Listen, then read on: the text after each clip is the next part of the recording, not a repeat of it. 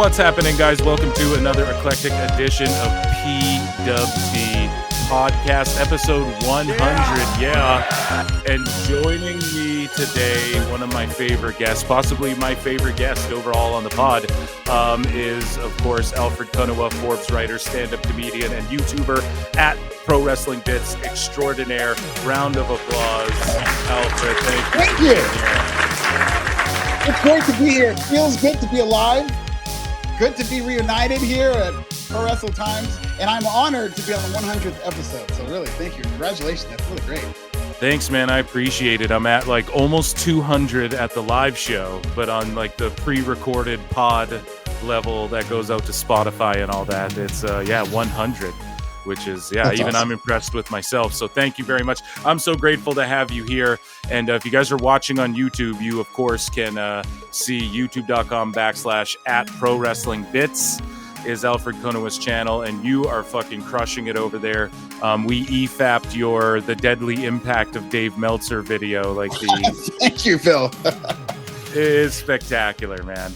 I really like how you picked apart each of his 5-star merchants in that thing, you know? Yeah, I mean, it's a real thing, and it's not me making fun of people for getting injured. It's not me saying I hate when people have quote-unquote good matches or anything like that. That was just me noticing a pattern, and I've had this take before AEW. You know, back when there was, before WWE versus AEW tribalism, there was tribalism between WWE fans who either liked indie darlings or liked more established WWE stars. Right. And I'm not saying I liked one more than the other, but I would get a lot of pushback from the people who loved internet wrestling darlings. And my argument would always be like, think of the miles that are on their body. If you're going to trust somebody to be the top of WWE, should it be somebody like a Bryan Danielson, who I loved, and I specifically used him as a point at that time, that he wrestled all these quote-unquote 5-star matches and all these great indie matches, but it ended up taking a toll on his body. And at the end of the day, he had neck problems, he had concussion issues, and he was not able to be at the top of WWE long-term. And now we're seeing that with Will Ospreay. We just keep seeing these cycles where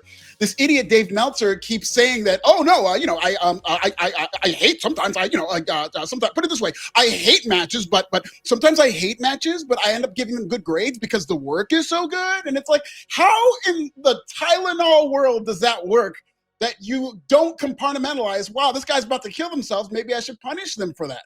But whatever, people want 5-star matches, they end up getting 5-star neck surgery.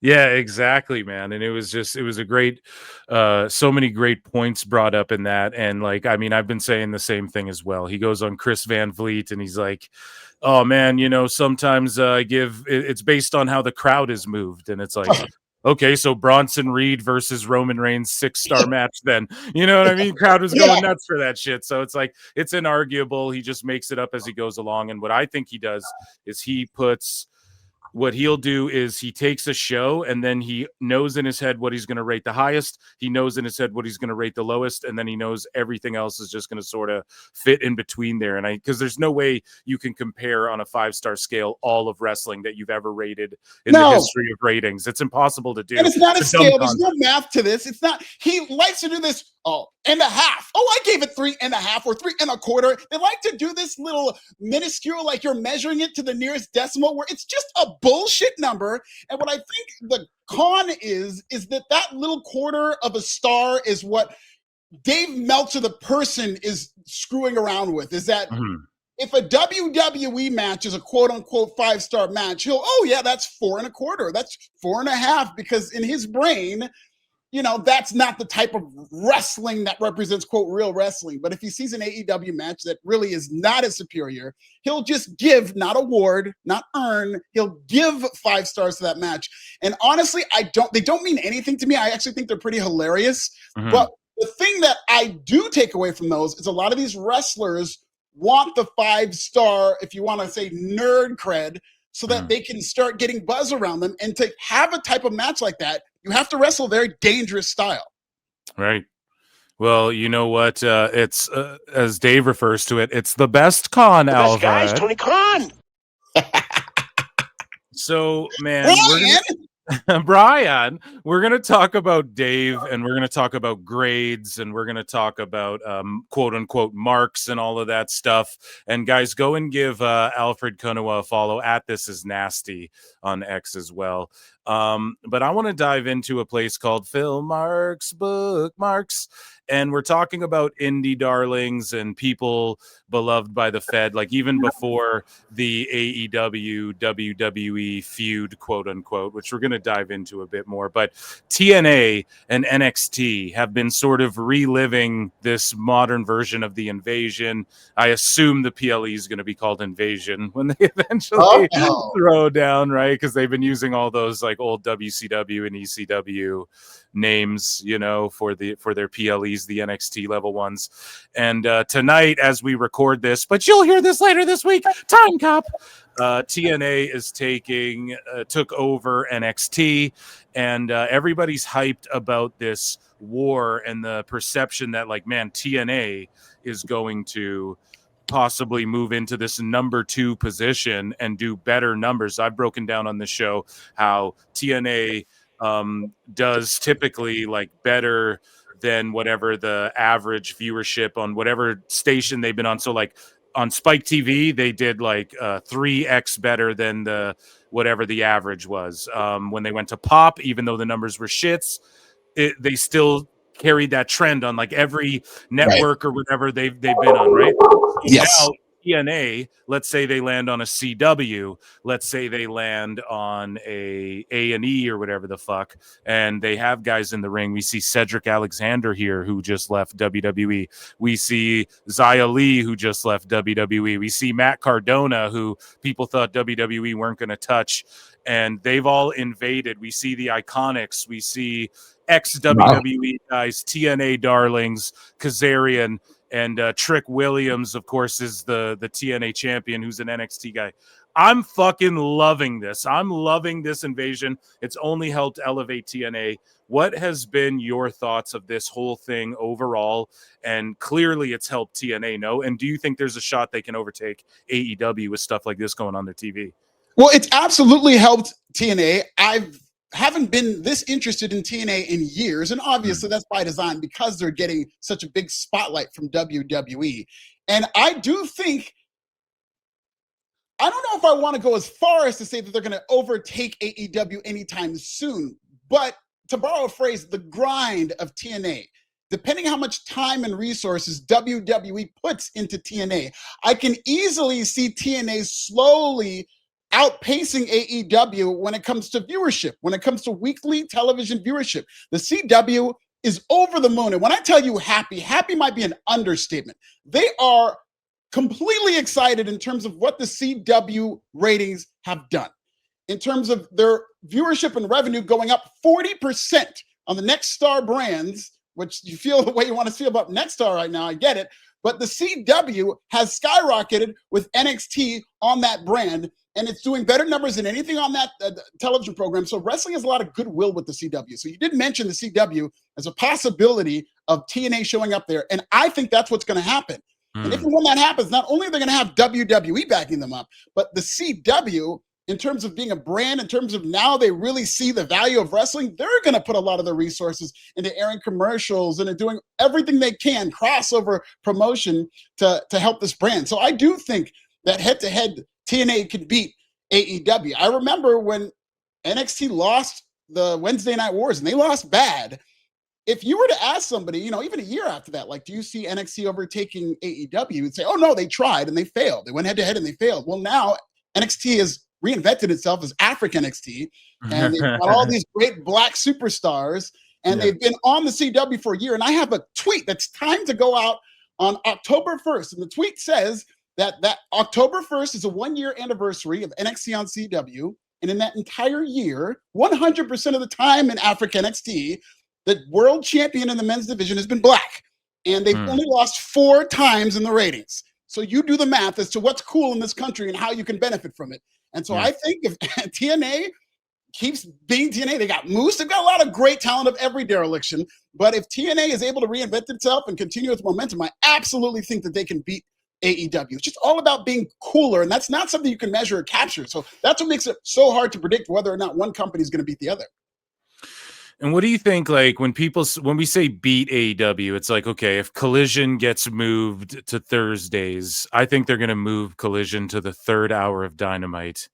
I think they might try and do that because they're able to because they're able to say like, oh, Collision does 500,000 when it's in the third hour on Wednesdays. I don't think they want to go head to head with TNA, but as far as like TNA's partnered with WWE, let's say they move into a position where it's almost like inarguable. They're the number 2 right now. Let's say in like 2 years or whatever.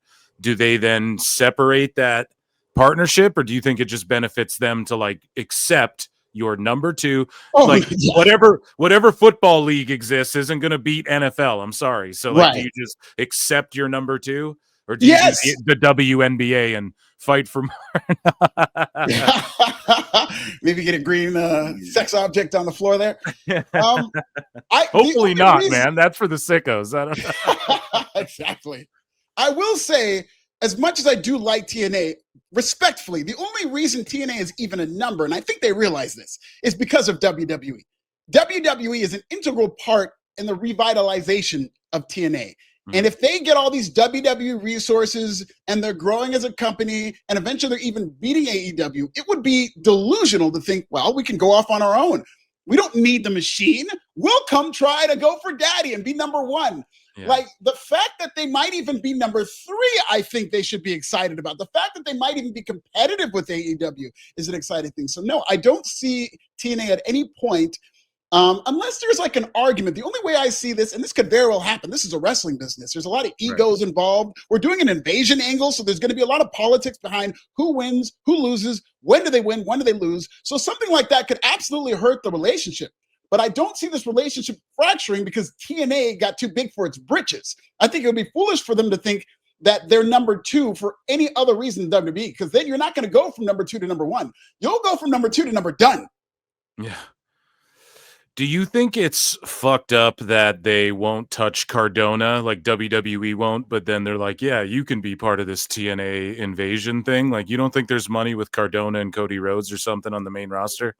Of course, not Cardona, and this is why Cody Rhodes is one of my favorite wrestlers. Congratulations to Cody Rhodes for being on the PWI 500 2 years in a row, whatever that means. Yep. But I love the idea. I just have that spirit. Maybe it's because I'm a comedian and I go around and it's a very independent business where you're like kind of a contractor.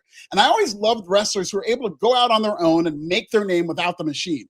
And Cody Rhodes reinvented himself that way. It's no question, and it's no surprise that he's friends with Zack Ryder / Matt Cardona, who did the same thing and became the king of the indies. I go to GCW every time they're in LA. I've seen it live in terms of Matt Cardona's impact and how he's able to reinvent himself. So I don't have any sympathy for Matt Cardona. I know he personally, because he grew up a WWE fan, he personally wants to come back to WWE and be in the Royal Rumble. And that's all well and good. I don't blame him for that at all. But at the same time, I don't think it's messed up that WWE isn't really opening their doors to Matt Cardona. There are a lot of older stars in WWE, but that's because they're super duper stars. They're tippy top guys like Brock Lesnar and John Cena and even Cody, who's getting up there in age a little bit, but not old at all. But the older stars with WWE are usually people who are huge, massive stars. And so somebody with like Matt Cardona, they don't at all see him at that level. So they're not going to bring back, what is it, a 41, 42-year-old Matt Cardona who was really popular with a niche audience years ago. I don't think they see the value in that on the main roster, but clearly he's going to be part of this invasion. And I think he thinks it's really cool. And now he has a chance to reinvent himself in WWE's eyes. Now he has a chance to show what he's done since he's left. And they might look at that and be like, God damn, we got to bring this guy up. Yeah, he looks in great shape as well. Do you think it's kind of fucked up though as well in this picture that it's like all ex-WWE who are leading the TNA invasion? I mean, like some of these guys were just there, I want to say like not even a year ago. And we're not seeing Nick Nemeth and some of those guys, but like this whole ring is just filled with, other than Kazarian, it's all like people who did time in WWE and are now in TNA. Do you think that's a little wild? Like these are all our ex guys and they already know how to work our, like, shouldn't it be the I don't know, some names like Diener or Moose, right? Thank you. Hey, Tessa Blanchard, let's get canceled. Tessa Blanchard. Yeah. Well, fuck. I mean, I've heard that like her run in TNA is WWE's. They're gauging that as like, we'll bring her in if people stop chanting she's a racist at her, we'll bring her in. But just this, it's all WWE folks. Do you think again that hurts the perception of this invasion, or it's like when the WCW guys? invaded, and they were ex-WWE too, or some of them, right? Yeah, and that's why I talked about the politics. You could see the politics in this picture alone, in that WWE had a hand in choosing who's going to be on their TV. And I think it might be a fear of somebody getting over who's never been on WWE TV, who could then, because here's the thing, you made that argument about TNA. I see that more likely to happen with these individual wrestlers, is somebody maybe under a TNA contract who's not known, who maybe gets over as part of this invasion, who WWE wasn't really having a relationship with. Somebody like that could then go and make themselves a name on the open market. And I think they're more afraid of that than the idea of TNA fracturing from them. So now they've got all this ex-WWE talent who's in the ring. I think there's a lot of politics behind that. And this is just, it doesn't surprise me. This is just what WWE does. They are a control company. They're going to have the power in this dynamic, and they're going to pick who they want, and they're going to want somebody who they're comfortable with. I hope as it goes on, maybe we're going to see some new faces. I mean, we've seen Moose on TNA TV and he killed it, or on NXT and he killed it. But now we're seeing this. I will say though, invasion storylines are very hard to pull off. Very seldom in my lifetime as a wrestling fan. I've watched wrestling my entire life as a wrestling analyst, whatever you call it. I've very seldom seen an invasion storyline pay off. Like, the closest I've seen to a payoff is the NWO, but that's just because two guys walked into WWE and they did everything they can aesthetically to make it look real. The invasion to where this company is going to come and fight with our company almost never works. Right. I think they're doing a good job drawing the lines in the sand, and with the merch and the marketing of like, it's always good at the beginning. I will say that it is always good at the beginning. Right. And to your point as well, because some folks might be like, well, Kazarian's there. What about him? Well, he's like, what, 40 some? Like, they're not worried about him going and making his name on the indies and shit. He already did that, you know? So what you're saying makes perfect sense, like with everyone else in the ring, right? So, speaking of going to war head to head, this past weekend, we saw a little AEW versus WWE action in WrestlePalooza, Indianapolis. Versus All Out Toronto. WWE versus AEW was head to head for about an hour. Tony Khan listened to Dave Meltzer and bitched out and backed down and did his show hours later, which I just think is an L. I think that's a bad move. I think he should have just, it doesn't matter. If you're going to spend $50 on this AEW show, you're going to watch it later on streaming. You're going to watch it that night. If you're willing to spend $50 on that thing, man, that is that's an investment and the whole point of streaming is like you can just watch shit whenever, right? So I mean, if you're buying it, you're going to watch it, they're going to get the minutes viewed or whatever, you're still going to get the same amount of pay-per-view buys. Doesn't matter what time you're on. But Tony Khan backed down. We saw, Dave Meltzer and Brian Alvarez melt down about like, oh, how do you use the ESPN app?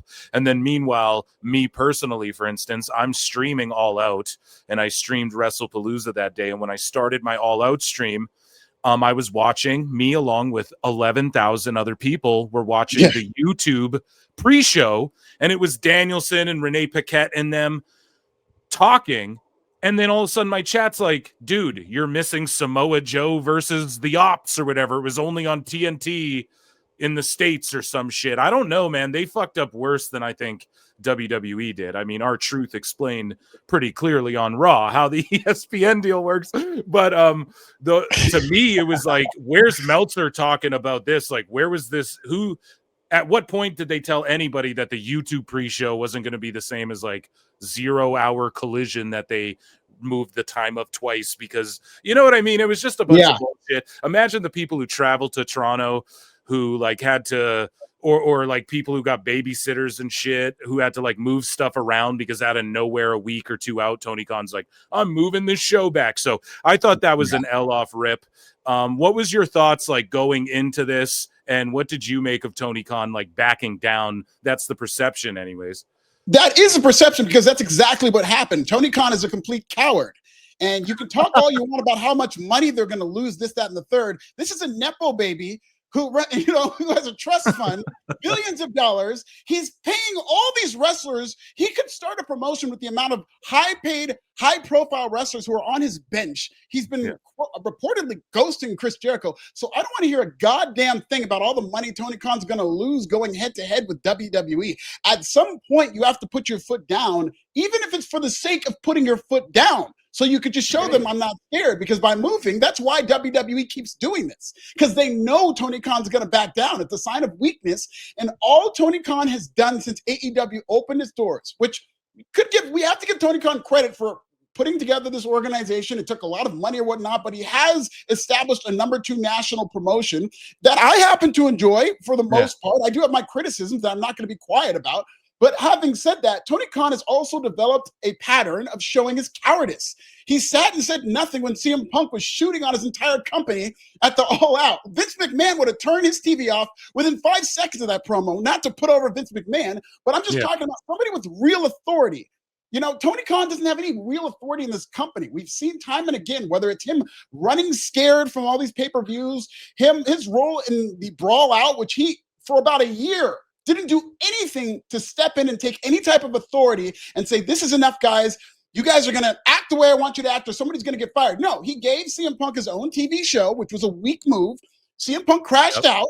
He said he's feared for his life.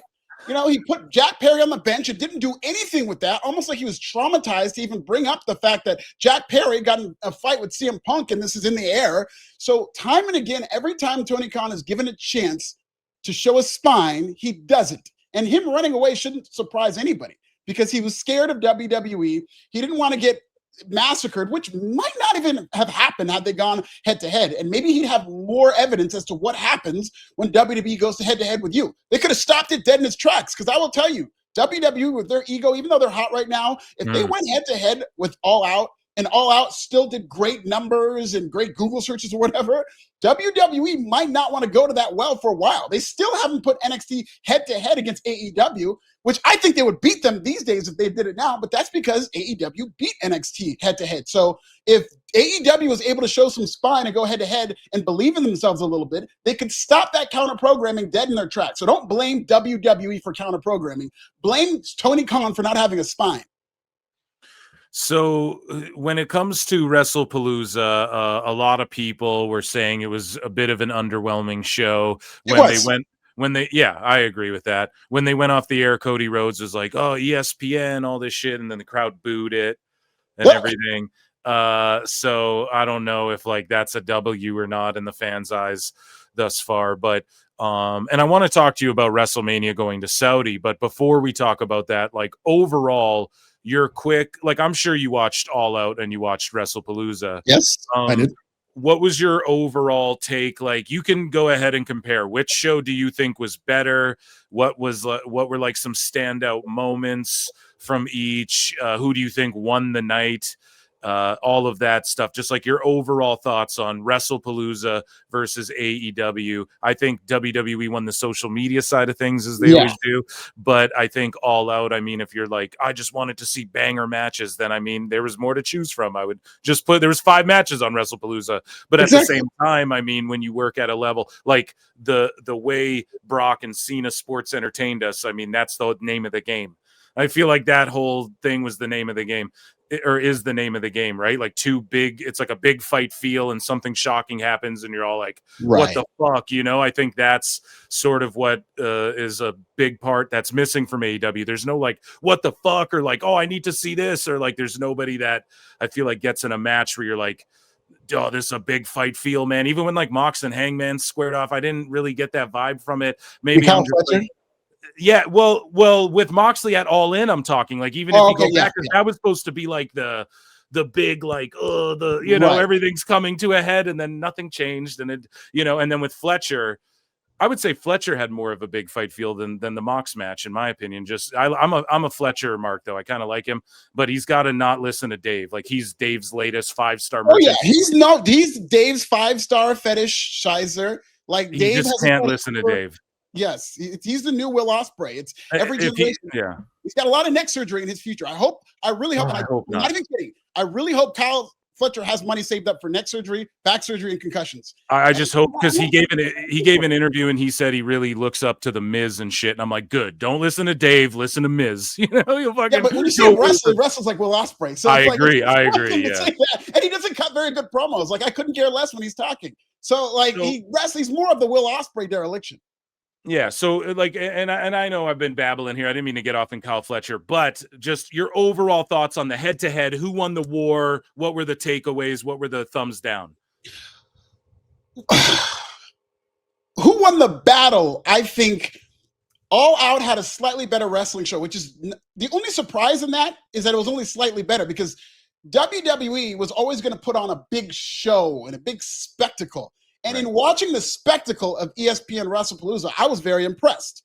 The pyro at the beginning, the presentation, it just looked like a big time show, which is why I was so disappointed with WrestlePalooza. I will say that All Out was a slightly better show. That doesn't mean it's almost like a tie. Like, it doesn't mean that they've won any type of war. I was kind of disappointed with All Out because of how goddamn long it was. Just because if you throw on 10 matches in a 5-hour wrestling show, yeah, the wrestling better be better at some point.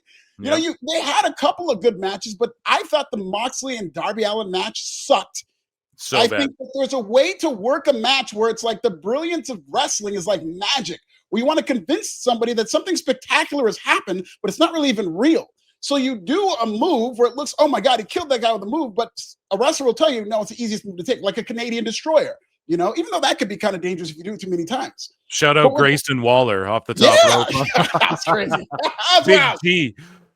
But he worked it, and he wasn't hurt at all. And, you know, maybe people thought that he was injured or anything, but he worked the Canadian destroyer, and there's a lot of things you could do to work. With Moxley and Darby Allin, there was no art. It was just like, I'm going to stab this guy literally in the head with a fork, and he's going to bleed.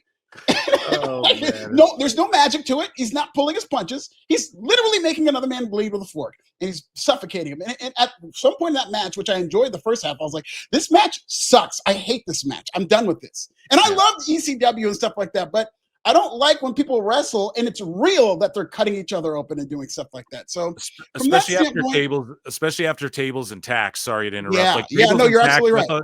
I thought that match was pretty cool. Like, the concept's not even that bad. It's like, okay, and it's just like a first to a pinfall, but you can only use tacks and tables. That's kind of cool. It's got a catchy name. That match went hardcore. It was pretty bloody, and it did enough. We don't need another. We don't need like a shanking and a being lit on fire and like a backstage thing later. It was I'm right there with you, man. It was too much for me. Yeah, and in terms of war, I mean, what is a war? You go and you want a certain territory. This is what Russia and Ukraine are fighting over right now. You want a territory and you go out there and get it. WWE went to war with AEW for a time slot, and they won. And they got the time slot, and there was a big to-do about Tony Khan moving his show, and it really wasn't that much better than WrestlePalooza. But I did find WrestlePalooza to be disappointed because, like, at worst, I expected it to be, this is going to be like the January 6th Netflix Raw. This is going to be the first Raw on Netflix. At worst, it's going to be Raw on Netflix, which was a great show. I was there live, and I thought it was a tremendous show because it's the first time, your first foot forward. I thought all the matches were great. The baby faces all went over. Everybody was happy at the end. And at best, I thought it was going to be like a WrestleMania show where they're going to build this thing up. Even though it's 5 matches, the matches are going to be great. And maybe Cody Rhodes drops the title. It's going to be newsworthy.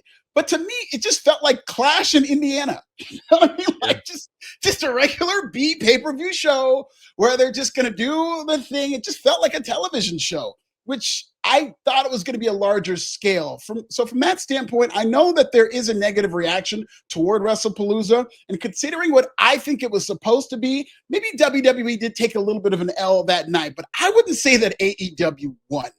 You know, it's like if you're a team looking to get into the playoffs and you need another team to win and the team loses, so now you both missed the playoffs. That's what I kind of looked at that like. You know, AEW really needed WWE to absolutely shit the bed, and they did not. Like, it wasn't the scale of show I thought it was going to be, but that Stephanie Vaquer and Io Sky match is tremendous. I thought the mixed tag match is awesome in terms of heat and in terms of the story they tell. A little long, but I thought it was awesome. A little long. I even thought the Cody Rhodes match was very good because they did something that it's very hard to do when there's a world champion, especially a babyface champion, this early into the run, is that I really didn't think Cody Rhodes was going to lose that title, but the closer they got to that show, the more I thought it was going to be like a WrestleMania. I started to think in the back of my mind, maybe. And the story they told with that match sucked me in terms of, like, they're telling this story of Cody Rhodes has a concussion, and he's wearing himself too thin, and they're doing the same thing they did with Jey Uso. So I was watching that match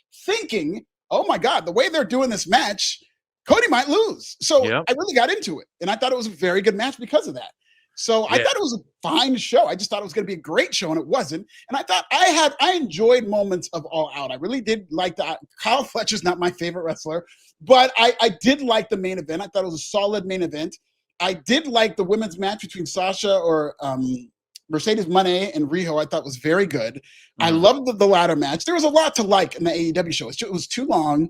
And there was a point where I was just like, man, I don't care anymore. And there's not enough story and personalities for me to really get interested in for me to care. Yeah, you nailed it right on the head there, man. And the things that I did, speaking of caring, the things I cared the most about were the Edge and Christian match, which went on first.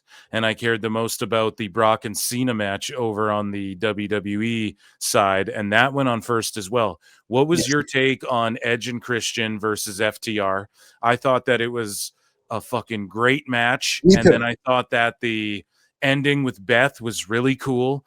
But then it turns out it wasn't really the ending, and they had like 5 more minutes worth of shit left. And I was like, you had the fucking crowd, and the finish was still it was the same thing. You just should have got spear 1, 2, 3. And then they did all this extra shit that they should have just saved, I feel like, for Dynamite, man. Like, give me something to watch on fucking Wednesday, man.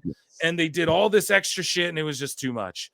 And then on the Brock Cena side, I feel like Brock has more longevity. So he's the guy that, and I've said this on the live show, but he's the guy that shows up and beats the Undertaker streak. And you're like, what the fuck? He's the guy who shows up and beats John Cena and squashes him in 2 seconds. And you go, what the fuck? He's the guy who beats Goldberg in 2 seconds or loses to Goldberg in 2 seconds. And you go, what the fuck? He's the guy who shows up and you think Orton's going to be the guy to like, oh, he's got the quickness and the RKO out of nowhere. He can stop him. And then Brock just shoots a double leg and fucking elbows his head and he's gushing. And you're like, yeah, like, you know, Brock's that guy. So you give us that moment again with Cena, because I think there's just more. And we know Brock will lose to like Rhodes or whoever they're trying to make. But I think they're just like looking at it. Okay, well, Brock realistically could wrestle for 5 more years. Orton can't. Cena isn't gonna. You know, like realistically, Brock, like we could, you know, Braun Breaker will beat him one day and it'll just mean so much. And also like Cena's lower back's fucking kill. You can just tell by the way he's walking around. He's just hunched over, looking rough. And so I think that I honestly enjoyed the opening match, even though it was a squash again. I feel like maybe even Brock could be Cena's very final opponent and maybe he beats Brock, but I don't know. Maybe that's not the road to go. But I liked both of the matches, but again, I just thought like AEW did too much. And then with WWE, it was like a really short match, but they both chose to open with the matches that I think most people were like, fuck, you know, like I want to see this. Like the Monet and Rio match was okay, but the crowd was just sitting on their hands. We're not into that at all. Dude, because it's like, how could you be after all that wrestling? You opened it with Edge and Christian. And you had fucking Joe to open the whole thing on the pre-show. That is dastardly business, dude. That is sicko shit right there. So I'm offended personally. Yeah, no, you're right, dude. So to me, man, I think it was weird that both shows chose to open with those fucking matches, especially when we know that like Brock didn't run out later during the Rhodes Drew match. Like there was no real rhyme or just like Cena and Brock wanted to both get the fuck out of there as quick as they could. I don't know. What did you make of them? Both shows deciding like our marquee-ist matches possibly. We're going to fucking both open with those.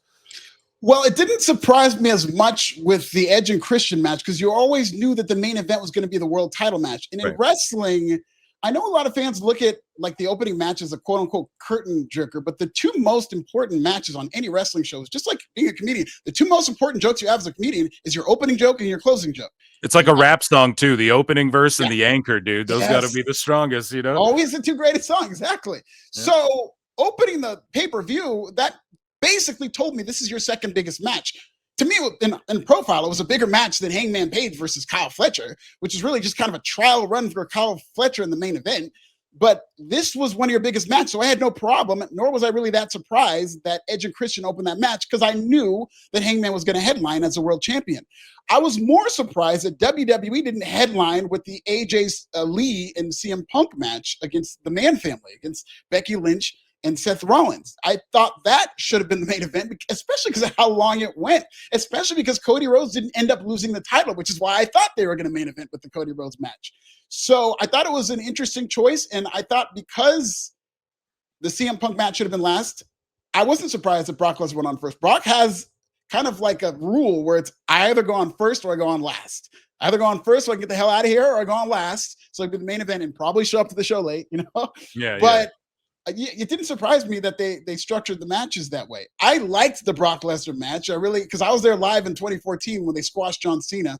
And then to just see this and see them shooting on the kids. And it does make you want to see John Cena get his redemption. And I love how people are seeing that John Cena's moved on to AJ Styles. And maybe he'll never wrestle Brock Lesnar again, which I think would be a mistake. I think people want to see Cena get his get back, especially after beating him the way they did with all those kids crying. But I could see WWE deciding, okay, yeah, Brock will be his last match. But I do like how they did that. I thought it was very sad to see, especially for the first show on your new network where you want to kind of have more of a happy vibe. But it was really, they did a good job capturing the emotion of that match. Especially, it was wild seeing John Cena come out with all those kids knowing what's going to happen to him later. It was nasty business, man. And then ENC FTR, what did you make? And then Beth Phoenix, I guess she's going to be around for a while, which is about time. Yeah, I love that. And I actually love your idea of saving some of that for Dynamite. I think Beth Phoenix returning would have been a happy moment. And then maybe you save that angle of them pile driving her for Dynamite. I would have loved that idea. Yep. That's something that you could say that could have popped the show's ratings, because AEW has a very bad habit of not announcing any of their matches. And that idiot Dave Meltzer is always saying, well, it's because we don't know who's going to be cleared. Well, whose problem is that? Whose problem is that they're going out there killing themselves, dropping each other on their head, and you don't know who's going to be cleared by the Wednesday after the show? That's Stupid idiot. Yeah. It's a bullshit excuse. You can come up with segments or people who are going to be there, or Tony Khan's going to have another announcement, and maybe the announcement could be Kyle Fletcher broke his neck. So don't tell me this bullshit about, well, they don't know who's going to be on the show because they don't know who's been cleared. Well, that is kind of an indictment on the way you book wrestling now, isn't it? So I don't want to hear any of this stuff. AEW needs to promote their shows better and promote their lineups better. And I think they only have 2 matches announced right now. They've got Tony Khan's announcement, which is going to be probably that tag team women's division, as if AEW needs another belt. And they're going to have a 6-man tag team match or something like that with a mystery partner. But AEW needs to do a better job of that in terms of well before Dynamite promoting their matches. Well, speaking of doing a better job, I want to play a flute because it is time for Dave Meltzer's Dumb Moment of the Week. So you're somewhat of a news hound yourself, right? Oh, yeah. And, Dave had this take on the change in the media climate, Brian. It's really very sad. So old. So let's hear Dave's shit take, and then let's see how it blew up in his face after. Because it's too funny, man. He keeps so much shit. It's like Mr. Magoo or Wile E. Coyote walking around stepping on rakes, and they're up in his face, right? He talks shit about numbers and that, and then the numbers, we get an inkling of what they are, and he looks like an idiot. He tries to lie about Max and all this stuff, and then whatever. Things just keep blowing up in his face. He talks shit about Conan has a chance. If Conan wants to prove has better ideas than Tony Khan, book a show and see if you can do better. AAA destroys AEW. They do. Yeah, and that's Conan and shit, right? And he's so all the I have a million examples of this. Now, one of these things is Dave Meltzer. He has this take. He basically describes the relationship with WWE and ESPN as it's going to be like North Korea news, Brian. Oh, Let's listen to what this idiot ESPN, there were a bunch of media calls today, and in one of them, they talked about the coverage of professional wrestling and how that was ironic. Everybody can just write whatever they want. It's separation of church and state.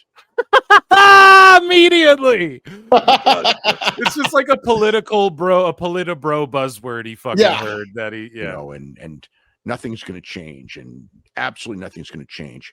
And this is the same company that when the deal was brokered, or actually just before, they, Stop covering AEW. They have not had an AEW story.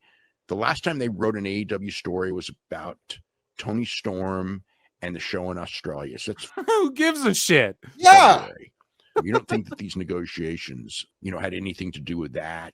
I totally believe that they're not. He's sitting there questioning, do you think do these negotiations have anything to do with that?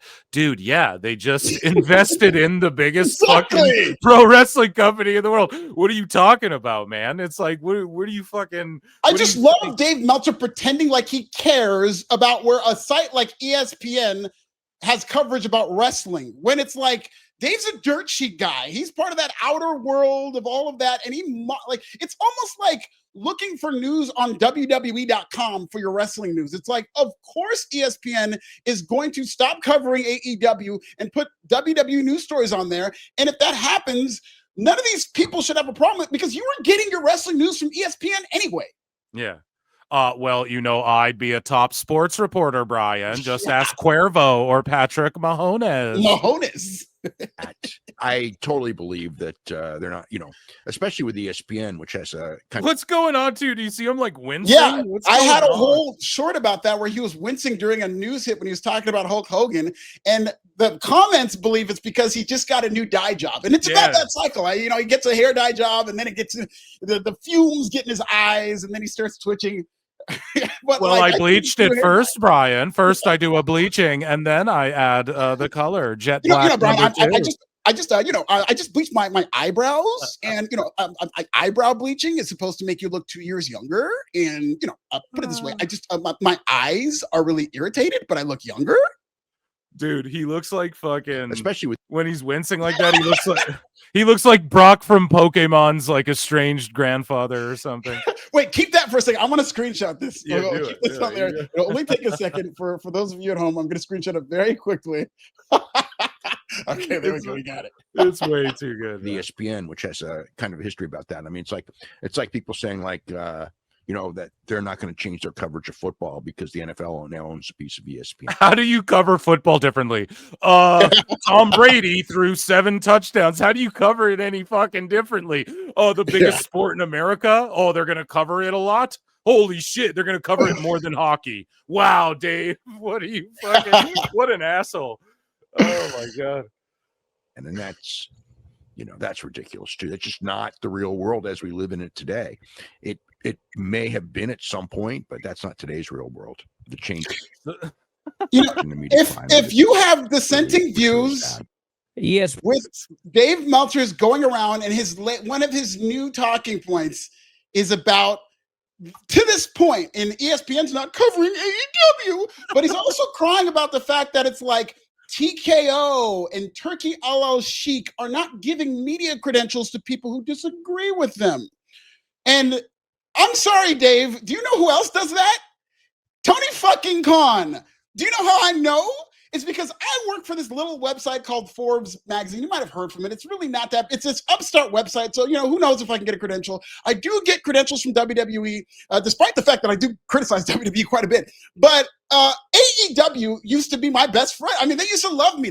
I interviewed Tony Khan. I interviewed Kenny Omega. I interviewed Chris Jericho. This is during that honeymoon period when they did have a good product that I was complimenting. The second I wrote one article about AEW being all elite white people, and wow, this company's getting a little white. And it was just kind of an observation that I had realized that nobody was talking about. The second I talked about that, they pulled my credentials.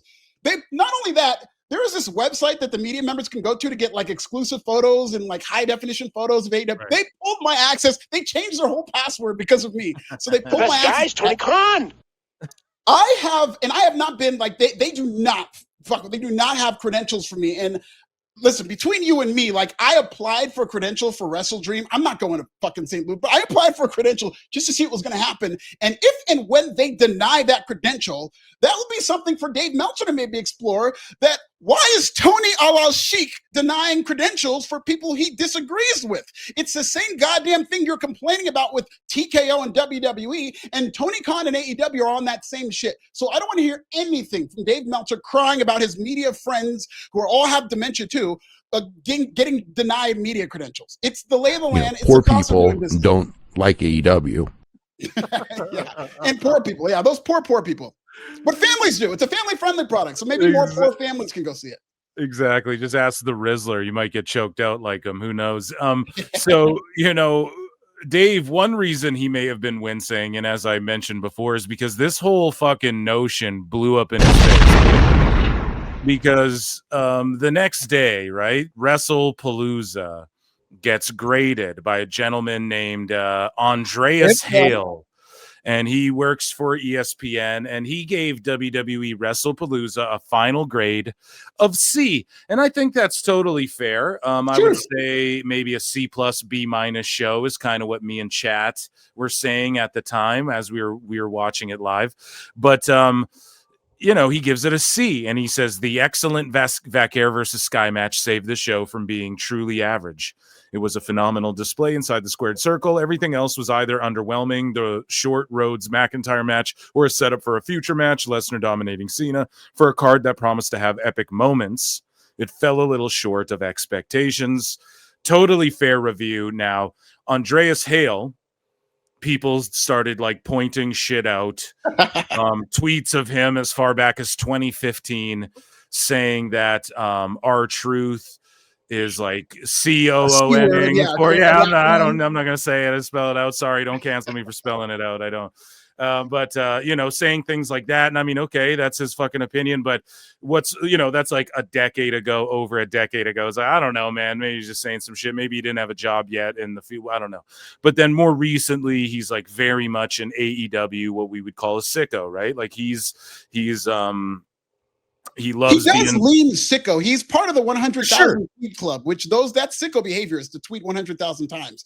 I really do think when I'm president, I'm going to make it mandatory to take 1 month of therapy classes after you've tweeted 100,000 times, and you cannot tweet again until you've taken therapy courses, and they just make sure you're okay. And I'm fine with Andreas or whatever. This is just an article that got enveloped into the whole tribal wars. I don't give a shit what I didn't go look for I don't care what Andreas Hale thinks, with all due respect, or ESPN thinks about what, like, I don't read these types of articles and stuff like that, but this is just something that the Sickos saw as their opportunity to be like, oh, look, ESPN, this, that, and the other. The Sickos did, and the wackos got upset. They're like, well, this Andreas Hale, he's just a sicko. This Andreas Hale, he's just a sicko. And my take is like, if the C triggers you, you're entering into wacko territory. I'm sorry. Yes, right? Exactly. Because it does nothing.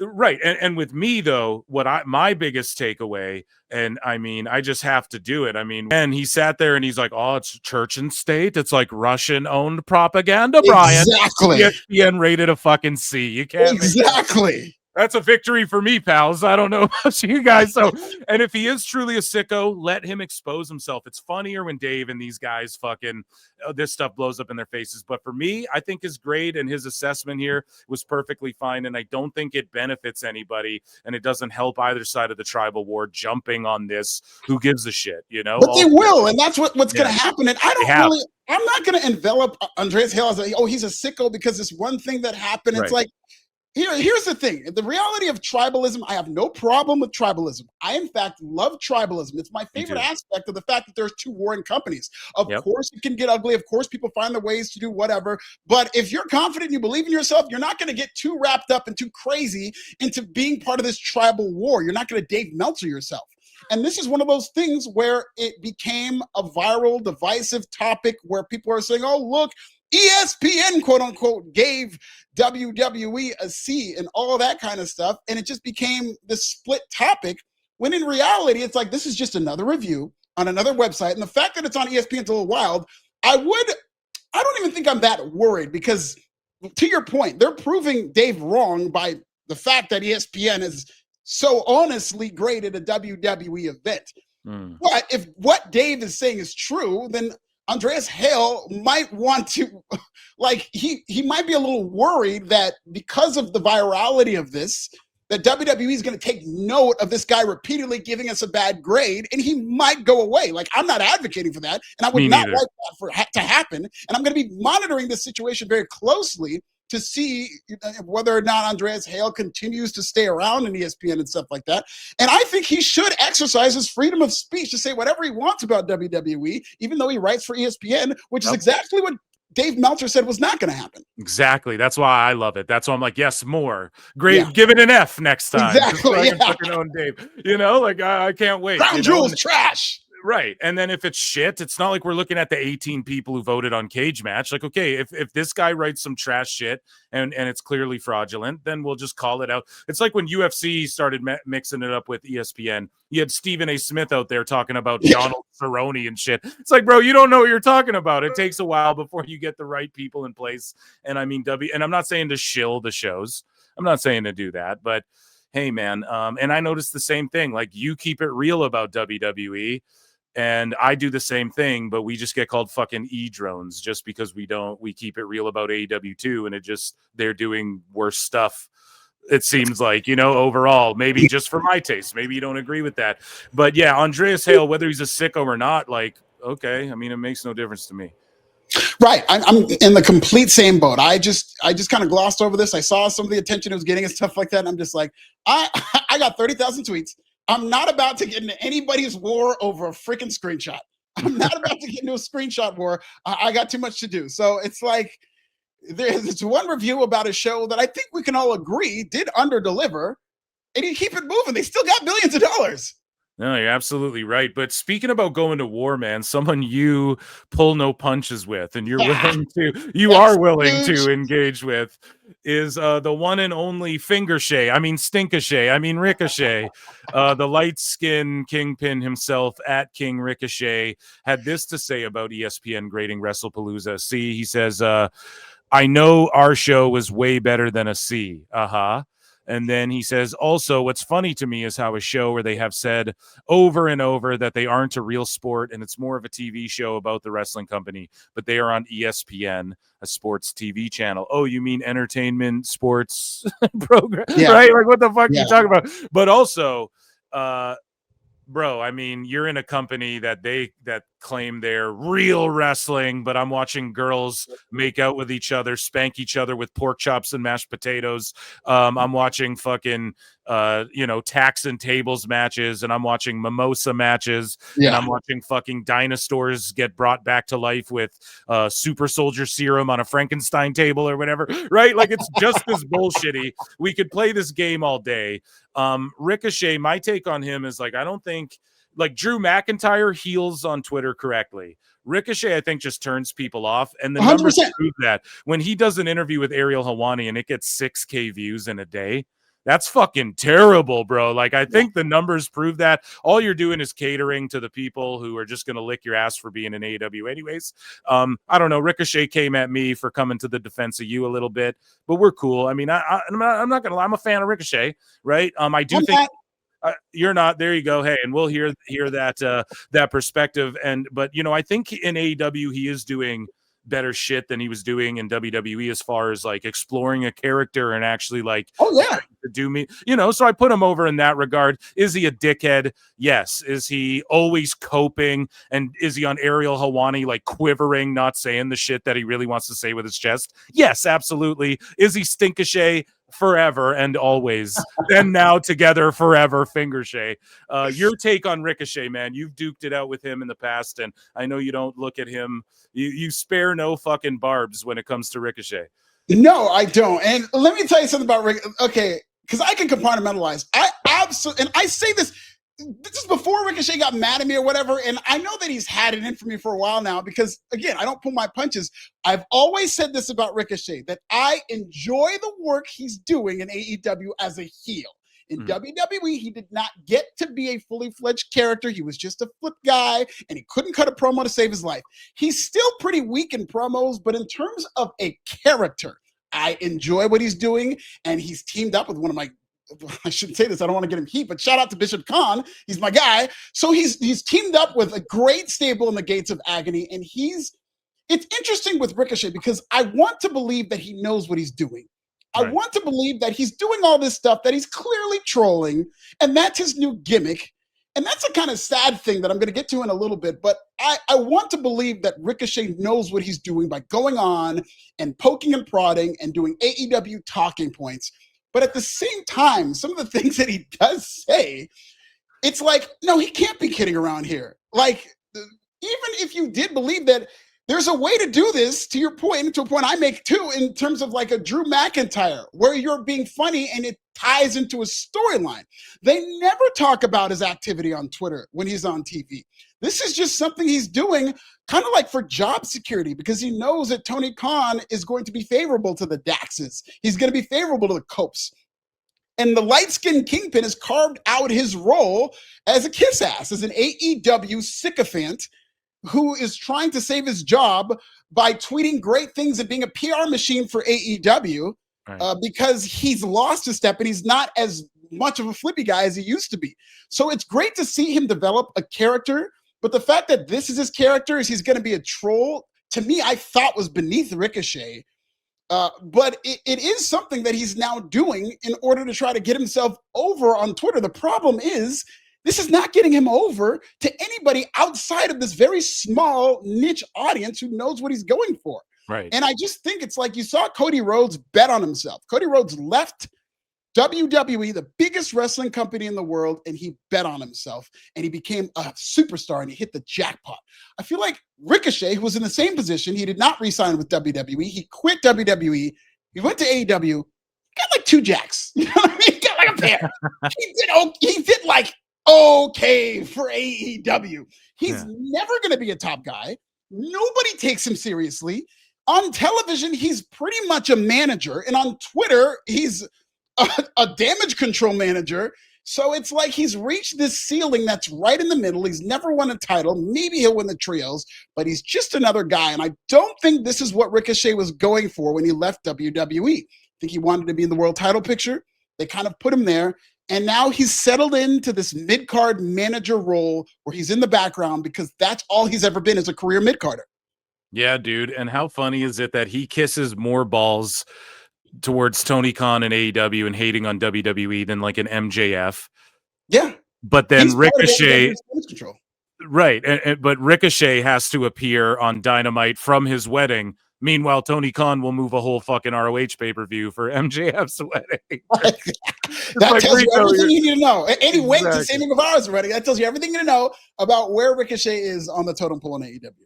Right. And so your feud with him, like, where did this all start? Where is it now, and where does it end? It's just Ricochet being Ricochet. I know what he's doing, and I was more than happy to participate in it. Is that he's just kind of going out to all the people who criticize AEW. AEW does not, and it's funny because Tony Khan is his trust fund baby who can't afford a PR team. So his PR is essentially wrestlers going around defending AEW. There's that joke where whenever AEW has some scandal, Adam Copeland is on TV the next night like, come on, guys, let's root for AEW. AEW, you know what I'm saying? And Ricochet's just another one of those guys. And I've had some things to say about Ricochet and his comeback. And again, I've cased it with, I really enjoy Ricochet's work. I really enjoy Ricochet that he's come out as a heel and he's been able to delve deep in this character. But what I've always said about Ricochet is the fact that they have enough flippy guys in AEW. You're just going to be another flippy guy and you're going to settle into a, and that's exactly what's happened with him. So I've had my criticisms with him. And he seems to have taken that. I don't know. He didn't directly respond to that, but where this all started is that Tony Khan, remember that one night where Mina Shirakawa came out with new theme music? Right. And in the middle of the match, Tony Khan got scared. Again, to my point of him being weak, he got scared because Twitter said something about the song. And so he changed it back to her old they music. were like, what happened? Yeah, they were like, what happened to her old theme? It was so much better. You need to change it back. And then he responded, we did.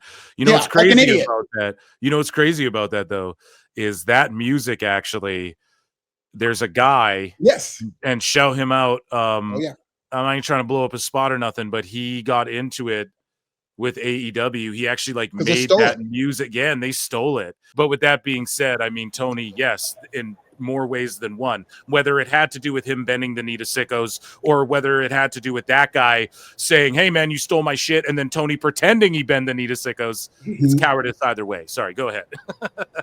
I completely agree. It's probably a mixture of both, but I think if he was in that situation and the music wasn't copywritten, he would have done the same thing and he would have caved because he's just shown a pattern of doing that. That was the most Tony Khan thing ever. So I buried him for being weak because this is a theme in that Tony Khan, when given the chance to stand up for himself or show some spine, he always backs down.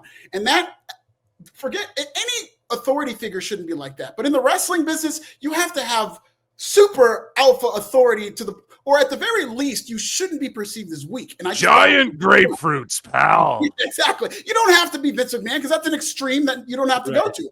But Tony Khan is the other extreme, is that he's a complete sissy. So you don't want to be an over-authoritarian creep like Vince McMahon, but you don't want to be a sissy like Tony Khan. And that was a sissy move. And Ricochet, Twitter Ricky, directly responded to what I had said about that incident as, Alfred is one of these scumbags who this, that, and the third, who doesn't care about wrestling because he has the audacity to criticize my boss. And really, he's trying to earn brownie points with Tony Khan. And he's kind of playing a character that's not getting over on Twitter, being this guy who's trolling everybody. And that was part of that. So, I engage, but when I engage, I'm not going to sit there on Twitter and tweet you to death. I'm going to go make a video, make money off of it. I'm going to go, oh, wow. So Ricochet mentioned me. A lot of people are probably checking for me. I made a video that day and I just, made videos. I made a roast video of Ricochet. I made a DJ Vlad video about Ricochet. I had some of the most fun in my entire life clowning this clown, this corny ass light-skinned kingpin, part of the Beige Brigade.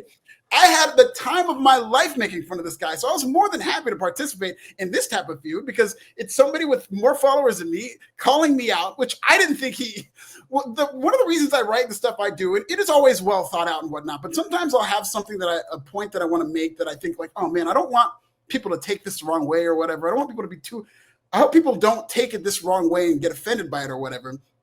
But then I always think to myself, who the hell's going to watch this anyway? And it turns out like people do watch it. Like everybody, that's the balls to actually post this kind of stuff. And that's what I was thinking with Ricochet is like, I'll say all this criticism and it's a very hard edge criticism, but who the hell's watching? And it turns out Ricochet is watching. And he's been watching me for a long time. Don't ask me how I know.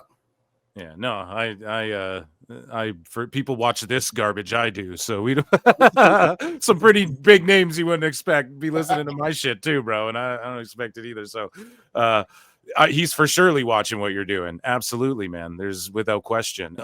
We talked about going to war and your feud with Ricochet and whatnot. There is a feud that's brewing on Twitter and that brewed up earlier today and over the last couple of days that has to do with Gail Kim versus Brett Lauderdale, owner of GCW. Are you familiar? Obviously, you're familiar with Gail Kim, and obviously you're familiar with Brett Lauderdale. I think you told me off air you try to go to GCW shows whenever they're in LA, and I might have said it on air. Yeah, I love GCW. I like going to GCW shows. I know who Brett Lauderdale is. I love Gail Kim. I interviewed her. She's one of my best interviews. We had a great interview, and I'm not familiar. I told you off air that I wasn't too familiar with this feud. I had no idea that they were feuding together, but give me the lay of the land. Absolutely. So what had happened was there are these guys named the Philippou brothers. I believe that's how you pronounce it. And they are film. I think they do like mostly horror films and stuff. And they were on Joe Rogan Experience for those of you who are just like podcast bros and you only know, there's a lot of those floating around there. So, I mean, you might know them from Joe Rogan Experience, right? They sort of gave Joe Rogan a rundown on like deathmatch wrestling and that. So maybe you saw that clip. I don't know, but they've been for years working on this documentary about deathmatch wrestling. And I think they've been working on it over the last few years, it's like grown into this longer thing. Like they're thinking like we might have to do this as a series because there's just so much and there's so much compelling about it. And these guys are not only pro wrestling marks, but they really love deathmatch. And I believe one of the concepts of this documentary series is like that one of them ends up doing a death match. And I think this is a clip. Shit. I think this is a clip of that. Yeah. And so here's one of the Philippou brothers, I believe, like going through these panes of glass. We can watch the clip right here. This is courtesy of Triple H's Thoughts, friend of the show. Yeah. Shout out to Triple H's Thoughts. Yes. Who can say where the road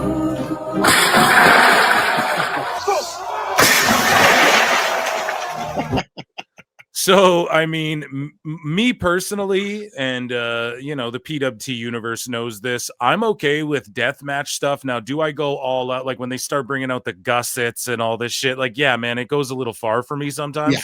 But I'm able to enjoy it like to some degree, you know, like there's a level like I'm willing to enjoy it. Like, I mean, dude, I came up backyard wrestling, like people backyard wrestled. I'd see people get busted open hard way just doing stupid shit, you know, when we were younger. So I mean, like I kind of get it, and I get why, you know, GCW's managed to like cultivate an audience, and I get why some people are into it the same way like the Terrifier films or Saw. That shit isn't really for me, but I love horror movies, man. Like I watch fucking, you know, even slasher flicks. I'm cool with that. But once you get to like the torture corn, we'll call it, it's not for me. Just like in pro wrestling, the move corn, I don't really get off on like, oh, they did all these fucking moves, you know? Right. When it comes to stuff like this, I mean, yeah, when they're just like maiming themselves and stuff, I like, okay, I'm not overly for it, but if you can do like when Nick Gage showed up on Dynamite and did that, I mean, as funny as the pizza slicer thing during the Domino's commercial was, I mean, that sort of level of death match, like a tame death match, I can get with it. You know what I mean? Yeah. Gail Kim has this to say, though. She quote tweeted this and said, "This is pure trash. Say you don't know how to storytell without saying it." Damn. And so people responded to her, Brett Lauderdale being one of them. He says, "This scene is part of a documentary produced by A24 telling the stories of little-known deathmatch fighters from around the world. It will premiere at prestigious film festivals around the world. Bookmark this. Now I dare anyone to name one memorable Gail Kim match." Now, Brett, you had me Oh God. up until that Damn. last sentence right there. You It's like, have to do it bro, like that. yeah, what the fuck are you talking about? That's a little steep. I'll say it off the top of my head. This does not define her legacy in any way, shape, or form. But I think everybody remembers the women's battle royal match. And one of the most badass things I've ever seen is she walked out of the battle royal, eliminated herself, and walked out the doors of WWE, stepped into AEW, and rewrote women's wrestling. It's like TNA. I'm sorry, yeah, stepped into TNA. Her and Awesome Kong had some of the. I'm not going to qualify it as a women's match. Her and Awesome Kong had some of the best matches I had seen to that point. I thought they were captivating the way it was. They were wrestling these matches at a time where WWE and wrestling in general was kind of in a down period. So TNA was the alternative at that time. And Awesome Kong's one of my favorite wrestlers of all time. And I loved their matches. Dude, she got so over with me from those matches. Like one of my favorite all time, like women's wrestlers. I guess I'll classify it like that. Whatever, I'll be the guy to do it. But no, that too. Absolutely. Yeah, you can. No, I'm just saying as a whole. Like there are some of the matches she's had that are the best women's matches ever that I can think of. You know, but I'm just saying her match specifically against Awesome Kong. I think some of those are some of the greatest wrestling you'll ever see. Absolutely, man. And like you said, just what she means to all the women, like her helping usher in and coaching, if you will, and just being backstage and very hands-on with bringing in like a knockouts division where, you know, we established women can really wrestle and stay sexy and do all of it in one. And it was sort of a peek at what women's wrestling is today. Yeah. Gail Kim was a huge part of that. So, Brett Lauderdale quote tweeted this, and again, that last sentence. It's like you're right, man. This movie might even be a big deal. People might win awards for it, but even Uncle Bully Ray had to pop in. Man, your interview with Bully fucking rules, dude. It rules, bro. He just pressed you. He fucking right away. He's like, "What have you said about me?" And you were like, "Oh, I didn't expect this." It was fucking awesome, dude. I loved it. That's the type of content that's missing in the pro wrestling space, man. So yeah, that was awesome. That was one of my favorite interviews. So good. But yeah, Gail versus Taryn Terrell, Slammiversary 2013. I mean, people can name these matches, Brett. Like you kind of fucked up with that take there, but it's all good. But you know, people started like, you look at Gail, she's fucking. Oh, Brett had this to say: "I don't dislike Gail Kim, and it's clear." And by the way, she's arguing with sickos all fucking day, sickos and wackos and TNA holes all day. But he says, "I don't dislike Gail Kim, and it's clear she's well liked by her peers. That's why it's so disappointing to see her echo the same uniformed, tell a story, hot dog handshake bullshit about death matches as old losers like Al Snow, Jim Cornette, and Dutch Mantell. She's better than that / them." So again, like calling Al Snow and Jim Cornette and Dutch Mantell losers, man. Like, what do you make of him coming in so hot? I think that original tweet. So now I am I'm not familiar with this beef. So thank you for smartening me up on the Brett Lauderdale versus Gail Kim. I saw the clip beforehand. I saw Gail Kim's reaction to it. I did not know it blew up into this. And Brett Lauderdale's original response to me could have put him in the right and made Gail Kim look a little bad, to where it doesn't become about Brett getting dragged, because the fact that this is about a death match, they're doing a documentary, that actually, as I'm not going to advise anybody to do stuff like this, and I don't necessarily think it's good storytelling, even if they are trying to tell storytelling. Having said that, Brett Lauderdale's explanation was perfect until you got to that last line. Then it becomes personal. Then everybody in the business comes for Brett Lauderdale. And I'm Team Gail here. I agree with her general point. I don't like the fact that she's just kind of assuming that they're not telling a story and it's garbage wrestling and this, that, and the third, because there's something for everybody in wrestling. Wrestling's a variety show. Some people like Fozzy, some people like Kermit. I personally like Statler and Waldorf. There's something for everybody when it comes to wrestling. So I really don't like that old timer take when they're talking about death matches or whatever. But at the same time, I get where Gail's coming from. I get where Brett's coming from, but Brett messed up by taking that shot at her. I just don't agree, especially that specific shot. That name one Gail Kim wrestling matches. What are we doing here? I know. And what do you think of, like, where, you know, I hear that shit too, like, oh, hot dog and a handshake, and it's like, man, wrestling's come so far from that. But when he says old ass losers like Al Snow, what did Al do? And does he say hot dog and a handshake? I don't think I've ever even heard him use that terminology. But Jim Cornette, okay, I mean, he's controversial. You either like him or you don't. But then Dutch Mantel, like, God damn it, man, he is from such a different era of fucking wrestling. He probably can't even fathom or picture it the way it is now. So, like, you can't. I don't know if you're calling him an old ass loser. Like, I don't know if that's. I think he's just lumping them all into the same categories. He sees them all as, and I mean, they are from another time, but one of the pitfalls of youth, and Brett Lauderdale is not even that young, is where you see people from another time and you just write them off. And this happens in wrestling all the time. This was the impetus of CM Punk's beef with Hangman Adam Page, and that Hangman did this interview and said, I don't really take advice. And to this day, CM Punk will bring that up, like, people who don't take advice are idiots. And if you don't take advice, either side, the irony of, like, if you don't take advice from those who came before you, you will not grow. If you're one of those old people, and I don't believe Al Snow or Dutch to be these, if you're one of these old people who just thinks that, oh, wrestling was so much better in my day, these kids don't know what they're doing, you're not going to grow. So you should take advice from every place, especially if you love wrestling and you love wrestling's past and wrestling's future. There's somewhere to take advice from everywhere. And I just think that Brett Lauderdale just came off as very entitled in his response, particularly his last line toward Gail Kim. Yes, I fully agree with that. So Gail responded to this post and said, I like you, Brett, as well. I said I would watch the doc and give it a chance. I dislike death matches and always have. Like I've said before, wrestling is subjective. I also like Dutch, Jim Cornette, and Al.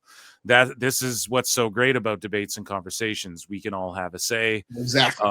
And, you know, Gail Kim, she's caught in flack before, too, because some of these sickos were like, you follow Riley Gaines or one of these fucking kids. She's like, yeah, so what? You know, she's like, fucking follow. It's a free goddamn country. I'll follow whoever the fuck I want to follow. Let these sickos get on me for anybody who I follow. I will sit down and I will follow Bill Cosby. I'll follow R. Kelly, and I will make screenshots. I will follow every problematic person in the world. If you want to get mad at me for who I follow. Yeah.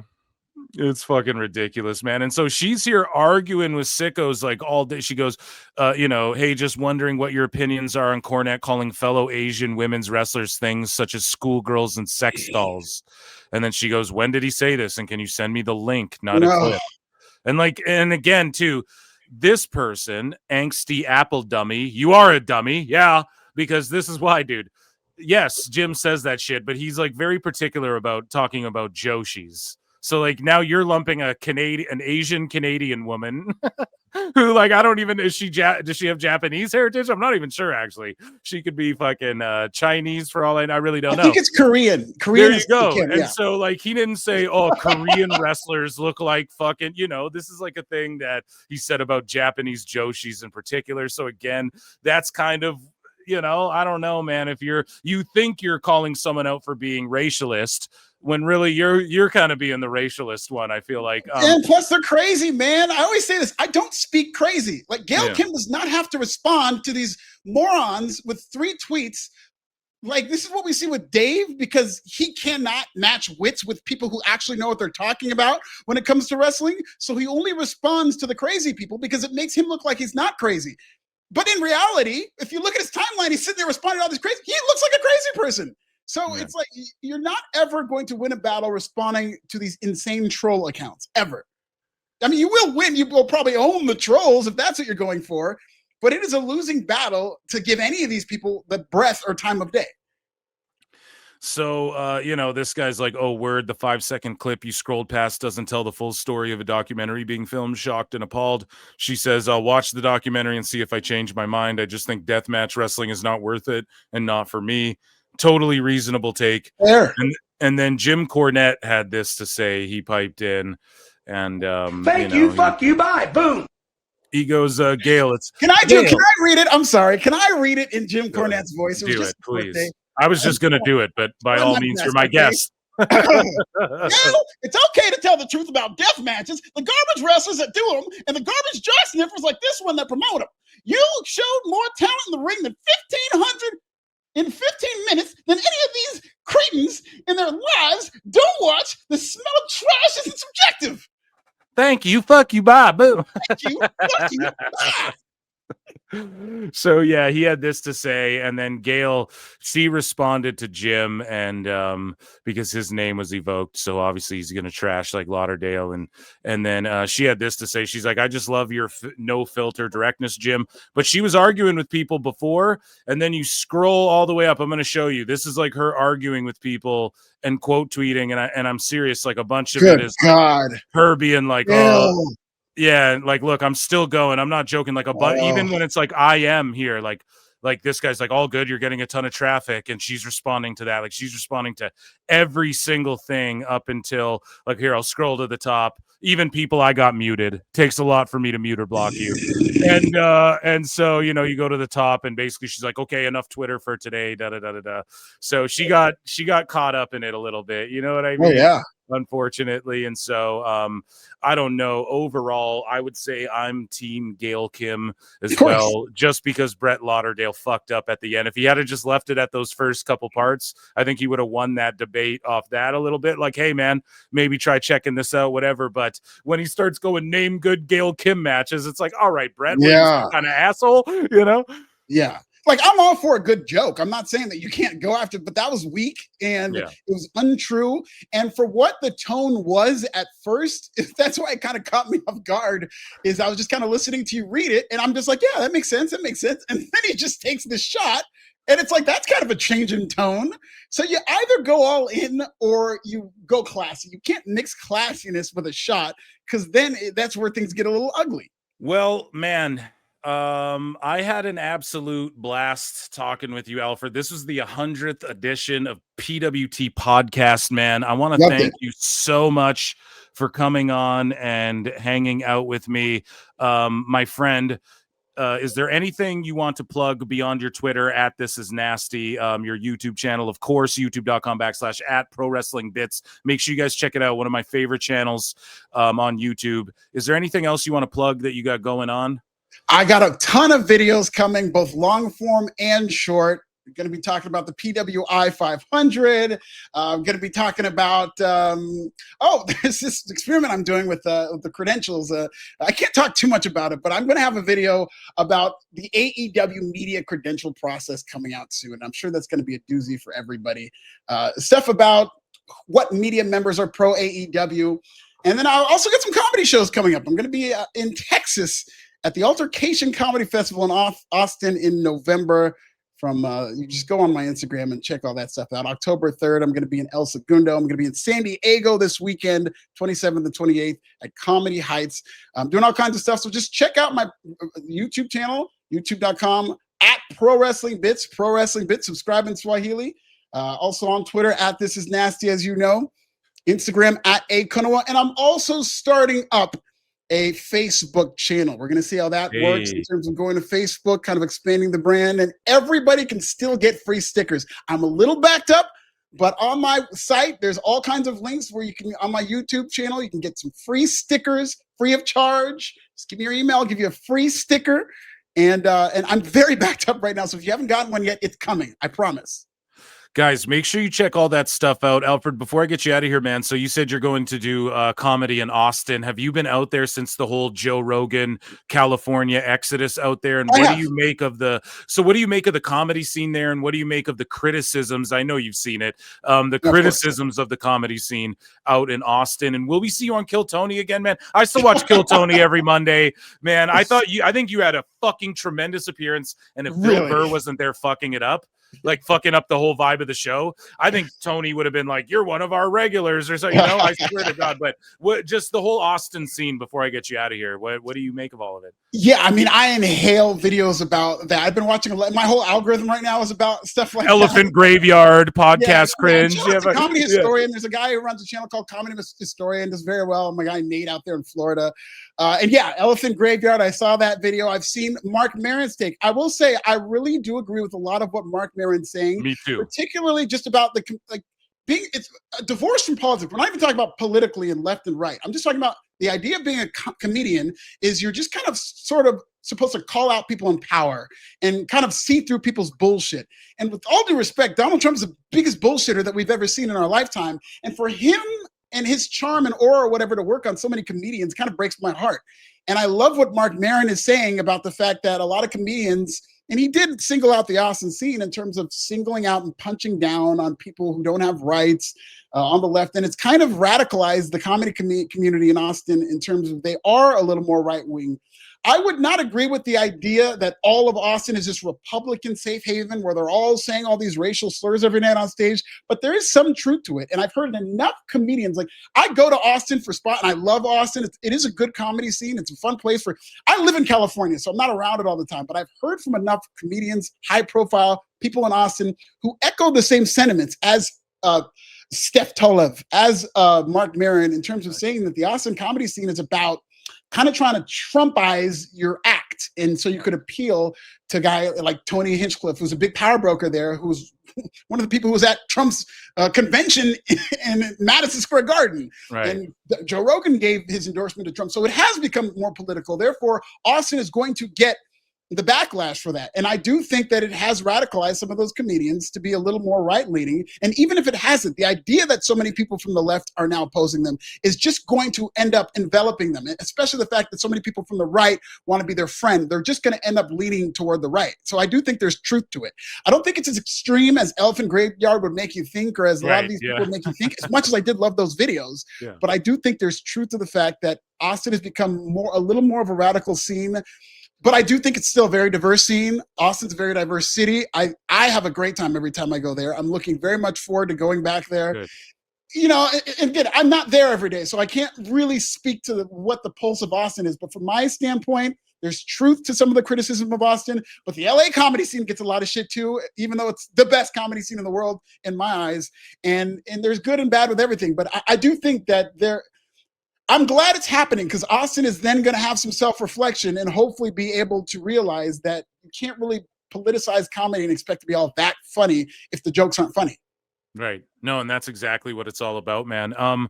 Well, you know what, dude? I'm gonna have to get you on my other channel where I talk about comedy and pop culture and movies and all that shit. And we should do a podcast about comedy. I'm a huge fan, and I just watched Dice Man Cometh last night just as I was going to sleep. I just threw it on just because I'm like, man, I want some of that classic shit. You know, it's just some of us craving it, and so. And yeah, you know, his comedy, you realize too, you're like, it wasn't just like shocking to be like, he really was a well thought out shit. But I would love to like pick your brain more about comedy and that. We should do that on my other channel, youtube.com/@PhilMarksOut. You guys already know where to find me at Pro Wrestle Times. That's why you're here. Make sure you check out at Pro Wrestling Bits on YouTube and at This Is Nasty on Twitter. Make sure you check out Alfred's dates. Round of applause for my good friend coming on episode 100. We did it. Thank you. I had a great time, man. Happy 100. Glad to be a part of it. And I will do this again. Absolutely. We'll do it again soon. Until next time, I'll see you all in the Upside Down. Peace.